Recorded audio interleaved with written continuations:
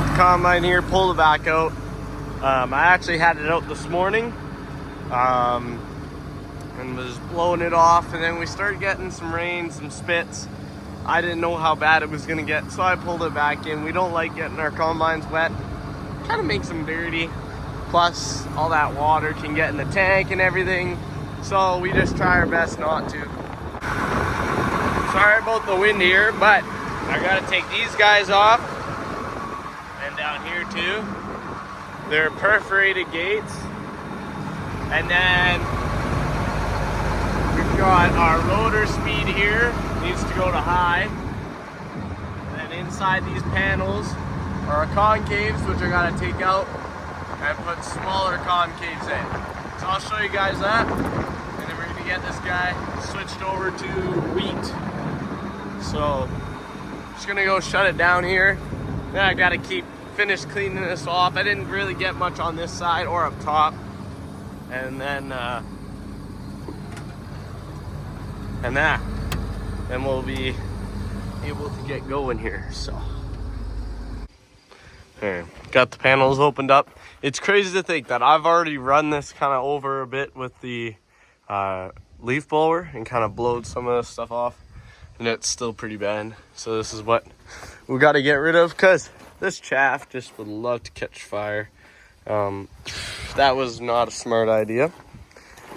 Okay, I don't know why I did that. Anyways, that, and also just makes it nice and clean.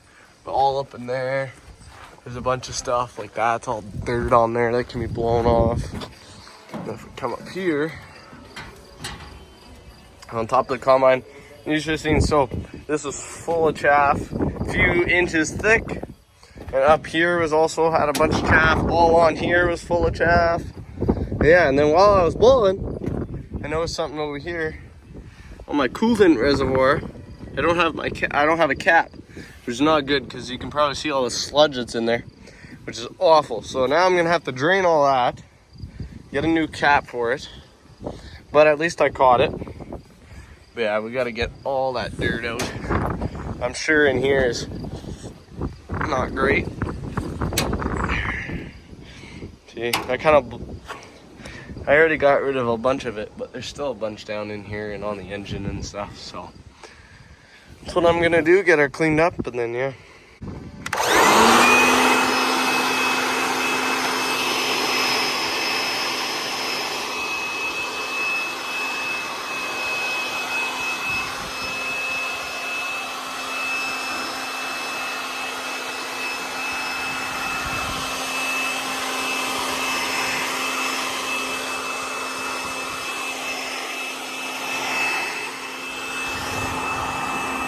So I don't know how many of you guys would have ever seen inside of a combine or kind of know what I talk about when I'm up in the cab talking. So I'm gonna kind of show you. It's very dirty. Actually, you know what? I'll clean this first and then I'll show you. So this is a little bit of a before. All right, and after it's all clean, so we can see a little bit better. So basically, we have our header that chops at, and the crop will come through in here, inside of this. Okay, inside of there, I don't know if I can, right there, you can make it out. There's a big drum inside there. Okay, so hopefully the wind's not too bad, but now in that big drum, that's what's our rotor, right? And it's a big cylinder that turns with these bars, and I can show that when I take these off. That turns and kind of squishes the crop, okay, like this, and then that crop can fall through here, can fall through these holes and down into these augers. Now these augers will bring that crop, so like peas, will bring the peas to the back, which these still have paint on them because we changed them out probably, I think that's 2 years ago now. We did a bunch of changes in here, and this is one of them. Bring the peas to the back, and then back there are sieves. Now those sieves, and there's a fan, sorry, I don't want to skip it. There's our fan here. So our fan's gonna blow air up, and it's going to, basically that's gonna like sift the crop through. So it's gonna blow, with your cleaning fan, it's gonna blow all that chaff right out the back, just straight out there. Oops, sorry, a little bit much. And then these sieves here are gonna shake back and forth, and it's gonna basically shake your crop through. And we have it set so the crop will fall through, but all this stuff won't. Okay. The reason why this stuff is here is because it kind of went up. Again, with that fan, it can blow things up, and it was all up in there. There's still some stuff up in there, but and then your grain was gonna fall through to the bottom where there's an auger. That auger brings it to here, and then this has paddles, which basically scoops the crop and lifts it up in to your grain tank. Okay.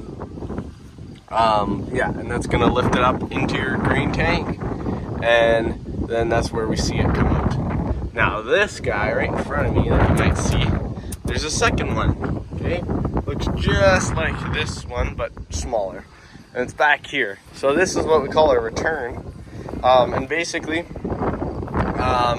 any crop that might make it all the way back here by accident that didn't get sifted through, and it does fall through in the last stage, or even if it's still some dirtier stuff, like this will always be some dirtier stuff, basically it'll go back through here. This is an auger, come back up in here, okay, and it's going to be augered in. So this cutout is because the cab is just over there. In the older models, there would be a hole to see, like a little side glass that you could see down to your return, but now they just have sensors and stuff.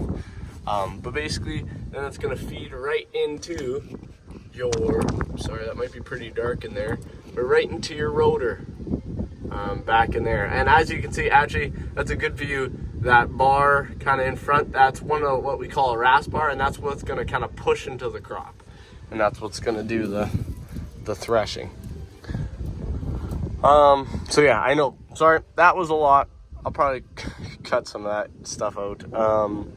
But yeah, and then that can be re-thrashed right through, so that can be going through one more time through the process.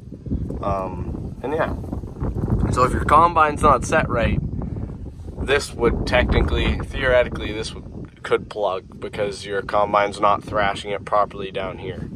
But now with peas, here I'll take a pea for example. The peas can fit, the peas can fit through there, through that gap, okay, as you see there, okay, can fall through, no problem. Now, with our other ones that we're gonna put in, so these are what we're gonna put in. These are the regular concaves, okay? Now, as you can see, the wires, there's a lot more wires and they're closer, so the peas wouldn't be able to fall through here, and your wheat and canola still could. Okay, so that's why we put these in. These are for like our wheat and canola and a bunch of other crops, because they can fall through. But the peas couldn't fall through here, so we need to switch them out for bigger, what we call large wire concaves. Yeah. All right, so here are the paddles I was talking about.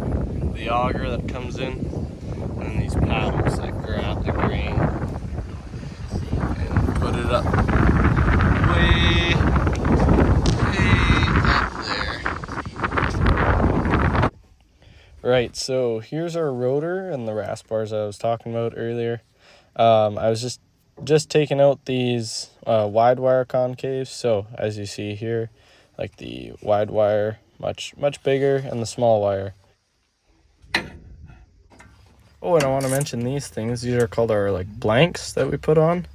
So as you can see, there's like the rotor in there with these. Now what the blanks kind of help with is kind of hold the crop in there just a little bit longer to get extra threshing for the wheat. So we're just putting them in now, and then we leave the rest of the combine open so then the wheat can fall through basically.